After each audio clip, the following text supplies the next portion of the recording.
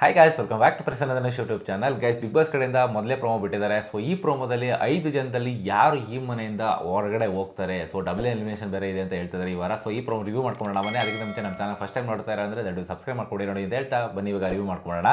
So guys, ಒಟ್ಟಿನಲ್ಲಿ ನಿನ್ನೆ ತುಂಬಾ ಖುಷಿ ವಿಚಾರ ಏನಂತಂದ್ರೆ ಮೋಕ್ಷಿತಾ ಅಂಡ್ ತ್ರಿವಿಕ್ರಮ್ ಅವರು ಇಬ್ರು ಕೂಡ ಸೇಫ್ ಆಗಿದ್ದಾರೆ. ನಮ್ಮ ಕಡೆಯಿಂದ ಕಂಗ್ರ್ಯಾಚುಲೇಷನ್ಸ್ ಅವ್ರಿಗೆ. ಎಸ್, ಸೊ ಫೈನಲ್ ವೀಕ್ ಕಾಲಿಟ್ಬಿಟ್ಟಿದ್ದಾರೆ ಗುರು. 3 ಜನ ಕಾಲಿಟ್ಟವರು, ಒಂದು ಹನುಮಂತು ಅವರು, ಇನ್ನೊಂದು ಬಂದು ಮೋಕ್ಷಿತಾ ಅವರು ಅಂಡ್ ಇನ್ನೊಂದು ತ್ರಿವಿಕ್ರಮ್ ಅವರು.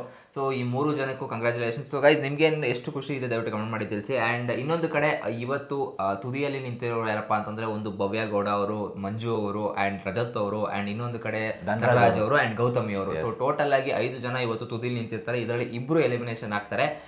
ನನಗೆ ಆಕ್ಚುಲಿ ಇದು ಒಂಥರ ಅನ್ನಿಸ್ತು, ಏನೋ ಒಂದ್ ಕಡೆ ಅನ್ಫೇರ್ ಏನೋ ಅನ್ಸೋ ಥರನೂ ಅನ್ನಿಸ್ತು. 5 ಜನದಲ್ಲಿ 2 ತೆಗಿಬೇಕು ಅಂತ. ಅದು ಈ ವೀಕಲ್ಲೇ ಬೇಡವಾಗಿತ್ತು. ನೆಕ್ಸ್ಟ್ ವೀಕ್ ಒಬ್ರು, ಈ ವೀಕ್ ಒಬ್ರು ತಗೊಳ್ಬೇಕಾಗಿತ್ತು. ಅಂದ್ರೆ ಪರ್ಫಾರ್ಮೆನ್ಸ್ ಬೇಸಿಸ್ ಮೇಲೆ ನೋಡಿ ತಗೊಳ್ಬೇಕಾಗಲ್ಲ. ನೆಕ್ಸ್ಟ್ ವೀಕ್ ಫೈನಲ್ ಅಲ್ಲಿ 6 ಜನ ಇರ್ತಾರೆ. 6 ಜನದಲ್ಲಿ ಇನ್ನು 5 ಜನ ತೆಗಿಬೇಕಲ್ಲ, ಹಂಗಾಗಿ ತುಂಬಾ ಕಷ್ಟ ಆಗುತ್ತೆ ಅವತ್ತಿನ ದಿವಸ. ಸೊ ಹಂಗಾಗಿ ಈಗ ಈ ವಾರ ನಾಳೆ ನಾಡದಲ್ಲಿ ಸೊ ಐ ಮೀನ್ ನಾಳೆಯಲ್ಲಿ 2 ಎಲಿಮಿನೇಟ್ ಮಾಡುತ್ತಾರೆ ಅಂತ ಅನ್ಸುತ್ತೆ. ಸೊ ಗೈಸ್, ಒಟ್ಟಿನಲ್ಲಿ ಏನ್ ಅನ್ಸುತ್ತೆ ಗೈಸ್, ಯಾರು ಹೋಗ್ಬೋದು?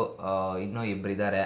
ನನಗಂತೂ ಈಗ ಲಿಟ್ರಲಿ ಕನ್ಫ್ಯೂಷನ್ ಆಗ್ತದೆ. ಅಂಡ್ ಯಾರು ಹೋಗ್ಬೋದು, ಯಾರು ಇರ್ಬೋದು, ಯಾರು ತುಂಬಾ ಆಕ್ಚುಲಿ ಡೇ 1 ಇಂದ ಇಲ್ಲಿ ತನಕ ಕಂಪೇರ್ ಮಾಡ್ಕೊಂಡ್ರೆ ಈಗ ಏನು ಇದಾರಲ್ಲ ಎಲ್ಲಾ ಕಂಟೆಸ್ಟೆಂಟ್ಗಳು ಕೂಡ ತುಂಬಾ ಚೆನ್ನಾಗಿ ಆಡ್ಕೊಂಡ್ ಬಂದಿದ್ದಾರೆ ಅಂತಾನೆ ಹೇಳ್ಬೋದು. ಸೊ ಇದರಲ್ಲಿ ನಿಮ್ಮ ಫೇವ್ರೆಟ್ ಕಂಟೆಸ್ಟೆಂಟ್ ಯಾರು ಅಂತ ಕಮೆಂಟ್ ಮಾಡಿ ತಿಳಿಸಿ. ಸೊ ಎಲ್ಲೋ ನನಗೆ ಅನ್ಸಿದ್ದು ಏನಂತಂದ್ರೆ ಧನರಾಜ್ ಅವ್ರಿಗೂ ಕೂಡ ಒಂದ್ ಸ್ವಲ್ಪ ಲೈಕ್ ಈ ತರ ಮೋಸ ಆಯ್ತು ಅಂತ ಅನ್ನಿಸ್ತು.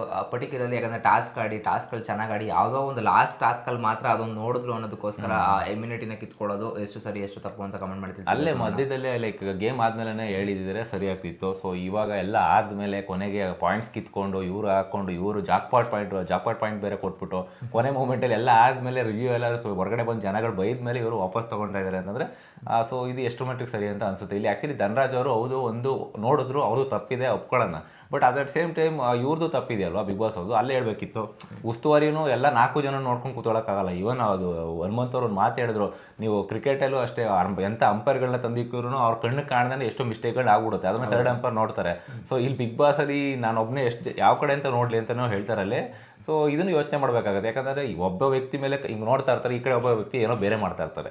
ಸೊ ಹಂಗೆ ಕಾನ್ಸಂಟ್ರೇಟ್ ಮಾಡೋಕ್ಕಾಗಲ್ಲ ಅಂತ ಕೂಡ ಹೇಳ್ತಾರೆ. ಇಲ್ಲಿ ಬಿಗ್ ಬಾಸ್ ಅವರು ಹೇಳ್ಬೇಕಿತ್ತು ಅಂತ ಅನ್ಸುತ್ತೆ ನಮ್ಮ ಪ್ರಕಾರ. ಸೊ ಗೈಸ್, ಏನು ಅನ್ಸುತ್ತೆ ನಿಮಗೆ ಇವತ್ತಿನ ಕಿಚನ ಪಂಚಾಯತಿಲಿ ಏನೇನೆಲ್ಲ ಡಿಸ್ಕಷನ್ ಆಗ್ಬೋದು ಆ್ಯಂಡ್ ಯಾರು ಸೇಫ್ ಆಗ್ಬೋದು ಆ್ಯಂಡ್ ಯಾರು ಎಲಿಮಿನೇಟ್ ಆಗ್ಬೋದು ಅಂತ ಕಮೆಂಟ್ ಮಾಡಿ ತಿಳಿಸಿ. ಆ್ಯಂಡ್ ಗೈಸ್, ಇವತ್ತಿನ ಕಿಚನ ಪಂಚಾಯತಿಯಲ್ಲಿ ಕಿಚನ ಚಪಾಡಿ ಯಾರಿಗೆ ಸಿಗಬೇಕು ಅಂತ ನೀವು ಕಮೆಂಟ್ ಮಾಡಿ ತಿಳಿಸಿ. ಸೊ ಗೈಸ್, ಇದಾಗಿತ್ತು ಮೊದಲೇ ಪ್ರೋಮೋ ರಿವ್ಯೂ. ಸಿಗೋಣ ಗೈಸ್ ಮುಂದಿನ ವಿಡಿಯೋದಲ್ಲಿ. ಅಲ್ಲಿ ತನಕ ಬಾಯ್.